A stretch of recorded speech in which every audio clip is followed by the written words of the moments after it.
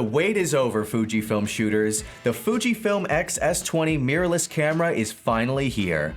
As the highly anticipated follow-up to the X-S10, the X-S20 provides the perfect blend of power and portability for photographers and content creators seeking maximum creative control with impressive new features that make shooting easier than ever. That's not all though. We also have the new Fujinon XF 8mm f3.5 RWR lens to go over as well. So let's jump right into it. Being light, portable, and extremely powerful, the X-S20 is perfect for vloggers and any on-the-go content creators. One of the first things we noticed was the extremely comfortable and intuitive layout.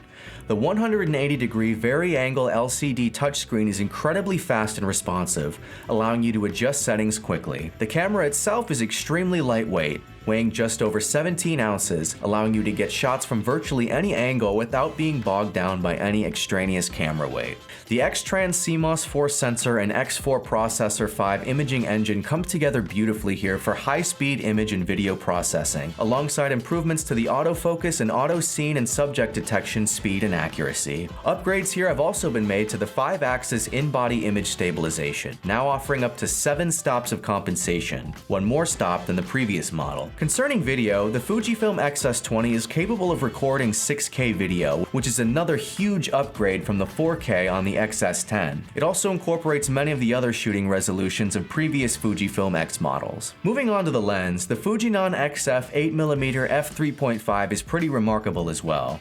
Its 12mm equivalent focal length and 120-degree angle of view lets you get up close and personal with your subjects while still including plenty of the background, meaning both your subject and its surroundings are captured in exquisite detail. As I'm sure you've already noticed, the XF 8mm is very small, which isn't typical for an ultra-wide lens. It weighs just 7.6 ounces, taking up no space at all in your carrying cases, and it also sports a 62mm filter thread. As far as other compatible accessories go, we also made use of the 15 to 45mm f3.5 to 5.6 OIS PZ lens and the TG-BT1 tripod grip. Those will also be available as a special kit paired with the X-S20. We took the X-S20 out on the streets of New York's Chinatown and immediately noticed how the image stabilizer made handheld and video shooting a smooth and hassle-free process, where we didn't have to worry about camera shake at all. One of the biggest upgrades that I mentioned earlier were improvements to the auto scene detection, which Fuji has really taken to the next level with the X-S20. When you rotate the mode dial to auto, the camera automatically recognizes what type of scene is in front of it, such as landscapes, portraits, macro subjects, and even things like daytime and nighttime, and adjusts all of your settings accordingly. Equally as impressive is the auto subject detection feature.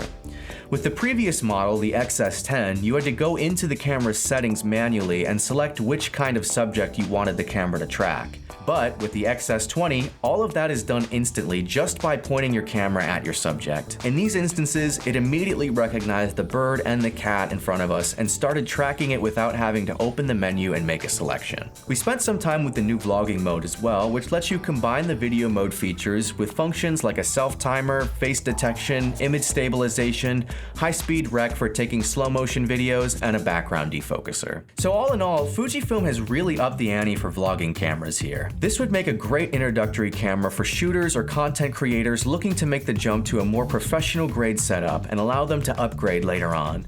I was very impressed with the attention to detail and the changes made from the X-S10. Fujifilm really went to great lengths to ensure this camera works with you and not just for you. It's perfect for pretty much any type of shooting application, and I honestly can't imagine scene or subject detection features being any smoother. No word yet on if there will be a firmware upgrade to bring some or all of these features to other already released XS models, but one can hope. So what are your thoughts on the X-S20? Do you think it lives up to the hype? Which of these new features stand out to you the most? Be sure to let us know in the comments below. I'm Sam with B&H, and I'll catch you next time.